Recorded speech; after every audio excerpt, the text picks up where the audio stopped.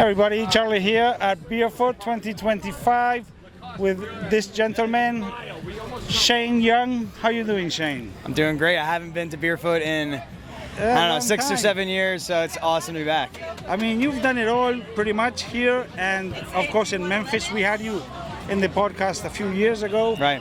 You had that great program. It's still going on over there? Yeah, Memphis Intercity Rugby is entering its 13th year of service in Memphis, and it's kind of bigger, more scaled and sustainable than ever. And I just stepped down as executive director after 12 years on the job since we started it in 2012 when we left Florida. Yeah. And now we're back in Florida, and Memphis Intercity Rugby is going strong and deep into the future, making a huge impact. And through Urban Rugby America, which is sort of our national network of... What is this? Yeah, Let's explain this, because you've been doing this for a while. Is this part of the Memphis team, or it's... After about 8 to 10 years of doing Memphis, which, folks like you covering and promoting the work, a couple documentaries come out, we had this national feedback, and people, in all over the country saying, hey, I'm an educator, I'm a philanthropist, I'm a rugby person, and I want to see how we do what you do, and how do you partner with schools and raise money and do this cultural responsive programming and make such a big impact transcendent of sport. And so we ended up, flying around the country, talking to people, and just, had to form Urban Rugby America to respond to those inquiries and unite that network. And so in 2022, we sort of fell backwards into launching Urban Rugby America by hosting the first ever Urban Rugby Championship in Memphis, which was a tournament that brought Dallas, LA, and DC. That was last year? That was in 2022. We've continued the tradition every year, and it rotated to LA in 23, DC in 24, and then just a few months ago it was New Orleans, 2025. So we'll go into the 5th Urban Rugby Championship in the spring of 2026. Is it coming to Florida? Well, and so I just moved back to Southwest Florida to be around family. Got married, last year, and so I want to coach rugby again, and now helping lead Urban Rugby America. We're gonna do. It's a nice logo. Yeah, thank you. Yeah, just made it in Canva. But we're going to do it here in Southwest Florida and make sure we have a branch of the program here. So you already started doing stuff. Tell us about what are your first steps and what have you accomplished so far? We've met with one of the big... What are your goals? Well, goals are just to disrupt poverty, create opportunity, and help develop youth through the sport of rugby. That's what we've always done in Memphis and through Urban Rugby America, so staying mission aligned with whatever we do here. So we met with one of the bigger school districts right here in Southwest Florida, and next month we'll know which of their 13 high schools we're going to start in. And because there's no other youth rugby in Southwest Florida right now, we got to start not just one, but two, so we have someone to play against. Because we can't quite just drive to Miami, Tampa, Orlando just for a game. We want to keep this low cost for free, so that low-income youth don't have any barriers to access, whether that be geography, transportation, financial. We're going to bring it to where they're at. You wouldn't want to get yourself integrated with other teams in the state? Oh, absolutely. We need and want to play them, but we're just going to make sure that we have at least one local opponent. So that there's a convenience factor. In your first year, everybody can come and visit you. I don't think... That'd be great. I mean, I think many teams are totally willing to do that. That'd be amazing. That's what we're going to need in year one, because we're going to have to scale and host people, hopefully. So you're actually you're gonna get a rugby team started in a high school? Absolutely.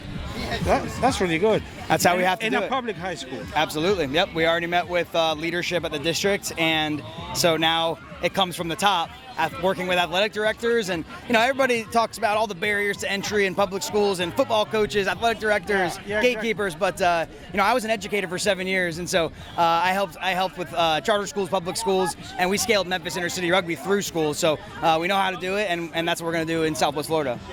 Maybe we need to do this all around Florida. Absolutely. Especially once you get it started, if we can start getting it in other counties, that's a way to grow in a big way. Well, in low-income youth, people try to engage them and say, oh, they didn't show up. Well, you have to go to where they are so that you can eliminate, like I said, those barriers to access. So we got to go to the schools and serve them.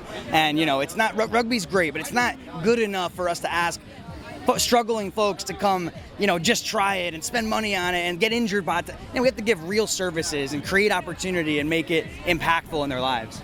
And what is the thing from rugby that you tell these administrators and eventually the parents of the kids why they should be paying rugby? What is your main argument? Well, we say we're not going to ask them for money. That's number one, right? So because that's what they want to know, and we're going to talk about how we're structured professional. We've done this. We have insurance. So the liability, the cost. We're just breaking down those barriers from the start. And then we want to talk about how we're school first, we're opportunity expansion first. We're trying to actually close academic deficits, expand and cultivate economic upward mobility, and help folks kind of break out of generational poverty, because we know if we grow socially, emotionally, and we have opportunities, we'll do better in the classroom. And so rugby is kind of an afterthought. So we're going to use it as a vehicle, and that's the conversation that school educators want to have, And who's funding this? Well, we're raising the money. So at Urban Rugby America, Because it's very nice to see, hey, no, this is free for you, but somebody has to pay for it. Yeah, so we're raising money at Urban Rugby America because we're giving grants to folks. In fact, we just distributed $30,000 around the country to our 11 programs that came to the Urban Rugby Championship in March of this year. And so those grant programs are, going to come down to the success of fundraising for Urban Rugby America. It's a very interesting model and scalable, I guess. Absolutely. You gotta get grants and you gotta have money, but who funds us in Memphis, where we have a 7-figure budget every year, almost 8 full-time employees on staff? You don't really see that in any youth rugby program in America. So why do we have that? Not because of rugby. It's because we're engaging philanthropists that want to disrupt poverty. They want to engage in education. They're building children's hospitals. They're opening charter schools. They're dealing with gun violence. When we solve real problems using rugby, we engage real philanthropists. Yeah, that was very And clear. we could bring real money into the game. And the documentary you guys did, that very good one, it was very revealing of how that works, right? Right. Okay, man, it's so really looking forward to this. I did not know anything about this. That is something that we've been sort of chasing. How do we, get it going? Because actually, right now we're not in a good spot in terms of high school rugby. We're down to like 7 clubs. So this may be, a path. Well, and don't get me in trouble. All the Florida rugby people, we just talked to some administrators where we want to engage and make sure we, get all the kids registered and align with all the programs. We love people who do stuff, who walk the walk, know? Yeah. So that's not Well, I just refereed all morning, so that was hard enough. That was crazy. I mean, oh my gosh. Insane. Okay. But thank you for what you do, because I love your page, and man, your coverage has been really helpful. And we're going to obviously do a lot more now. Of course, that we're here. Yeah, I'll be following you. Now that I know.